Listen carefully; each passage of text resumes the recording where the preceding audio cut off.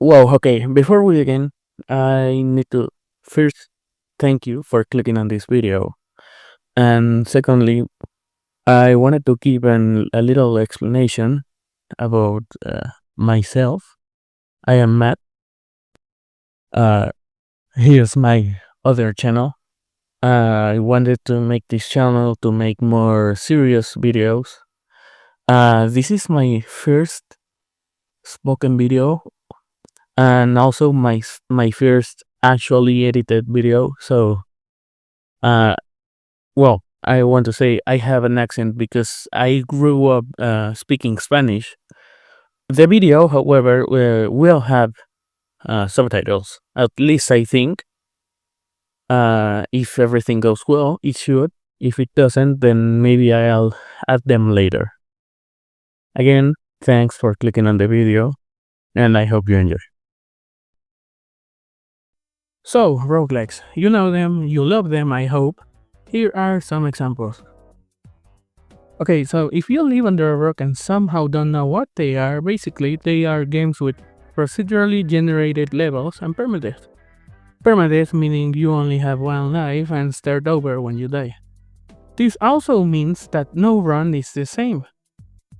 And well, if you saw the title, you might be wondering, how does a roguelike compare to a battle royale game? Now it may sound a bit crazy, but they actually share more in common than you might think. But first, battle royales. You know them, I don't like them, but here are some examples. So, why do I love one genre and despise the other? Well, my friends, it all comes down to these three things. Well, obviously not just these three things, there's more things, but we're gonna be talking about these ones. This being replayability, progression, and the balance of skill versus luck. Oof, big words, I know, but don't worry, I'll explain them. Replayability is how much a game encourages you to play it a lot of times. Progression is the sense of getting stronger or better over time, and skill versus luck is, well, that, how much the success in the game is based on your personal ability versus random factors, like loot or the amount of people that drop in one place. So, speaking of battle royales. Standard battle royale gameplay involves number 1, dropping to the map, number 2, looting, and number 3, fighting. And you may say, but VR matches are all different though. And you, my friend, would be correct. But over time, the weapons, maps, and somehow even the enemies become repetitive. Why is that? Well, let's take a look at these three words I said in the beginning. First, for this, I'll grab two examples, let's say Fortnite and Dead Cells, to understand how each one handles this. First, Fortnite. It keeps the core VR formula, but adds building and maintains replayability through seasons and chapters. Each chapter introduces new maps and weapons. These can change over the seasons. For example, in Chapter 1, Season 7, they added a big new ice area for Christmas to the map. Now, this is good, but I think there's room for improvement actually. Like, introducing a map pool system like in Apex Legends could ensure diverse map each map. Still, adding maps each chapter would keep things fresh. The weapon system, I think it's fine, but a larger weapon pool would be nicer. So let's see how Dead Cells handles replayability. Dead Cells, I think, it's the core example of what a roguelike should be. Unlike Fortnite's static map with seasonal updates, Dead Cells uses procedural generation. Each run offers a new experience with randomly generated levels, items, and enemies. Every run in Dead Cells presents a different set of environments and challenges, and this constant change means you're always changing too, adapting and strategizing along the way. The variety of weapons and upgrades ensures no two runs are the same. You're always discovering new synergies and strategies. While Fortnite relies on updates and map changes, Dead Cells builds variability into each playthrough. So even after hundreds of runs, Dead Cells still remains exciting due to its unpredictability and diverse gameplay. But that's not all. Let's talk now about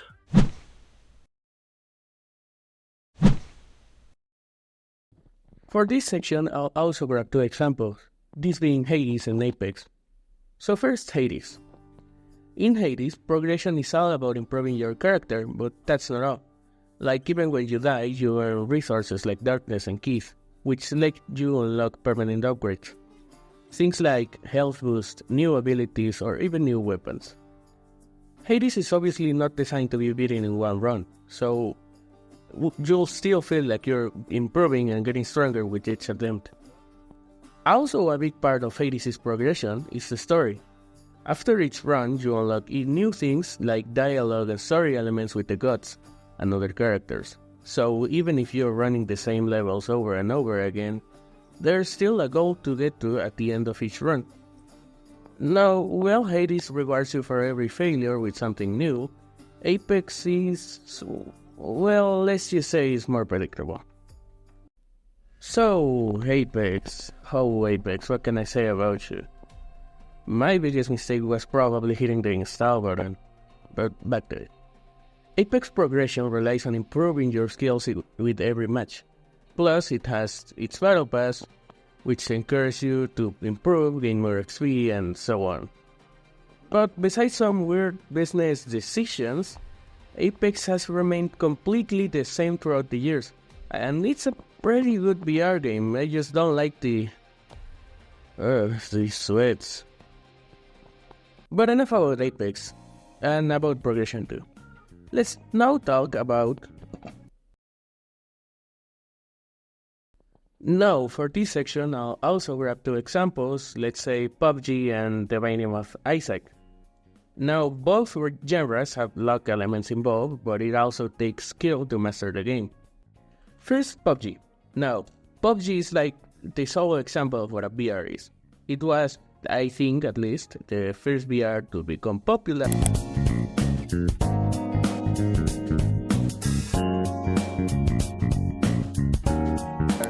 Even before Fortnite, and well, to be the first doesn't necessarily mean you are the best.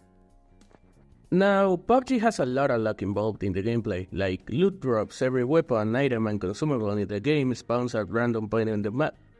This means you can get a nice kit in the early game, but it also means you could have no weapons and like 50 grenades in your pocket.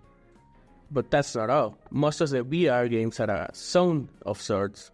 You know, like Fortnite Storm, Apex's Ring, Warzone's Gas, etc, etc.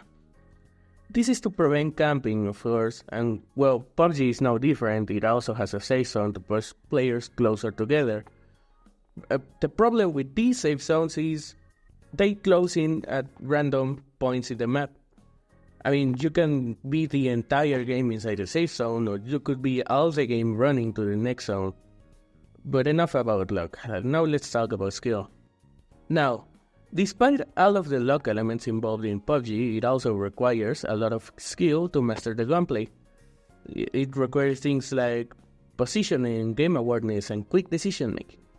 Even if you have less favorable gear, if you have better aim, positioning, and awareness, you can win each encounter. But enough about PUBG, now let's talk about Isaac. The Binding of Isaac is a phase-based game, with each round bringing random rooms, each with random items and random enemies, so I guess you can kinda tell where the luck part of the game comes from. Yeah, Isaac is a very luck-based game. Like in one round you can find an OP item immediately, and then the next one you barely do any damage to the enemies. It almost feels unfair. Almost being the keyword. So you need to push through it if you want to get better at the game. But that's not all. Oh, what? Oh wait, that's all. Now let's talk about skill. The need of skill in The Binding of Isaac comes from needing to dodge enemy attacks. Sometimes even the enemies. It gets a bit crazy sometimes. Then the skill also comes from knowledge. If you had good game knowledge, or just had the wiki open, you can find synergies and combine 2 or more items together to find a more even OP setup. Like, let me grab you an OP combo. Let's say Brimstone and Tamised. The Brimstone item replaces Isaac's tears with a powerful laser, and Tamised makes you shoot tears on every direction when fired. So I guess you can connect the dots here. If you can't, it basically means you can shoot lasers at every direction. And that's it. Roguelikes and battle royales. A match made in, well, somewhere, definitely not heaven. Well, I guess these videos made me appreciate more the trinkets of VR games. Maybe I'll give Apex another try. Well, actually, no, I won't give Apex another try. But maybe I'll give Fortnite another. But hey, that's all for me, folks. If you enjoyed this video, don't forget to subscribe for more content. And stay tuned for my next video where I'll dive into the mechanics of movement in games and how they can make or break the game experience. We'll go on how different styles of movement shape how we engage with the game world. Also, check out my other channel, Matt with a Lambda, for more frequent, less edited content featuring gameplay and commentary.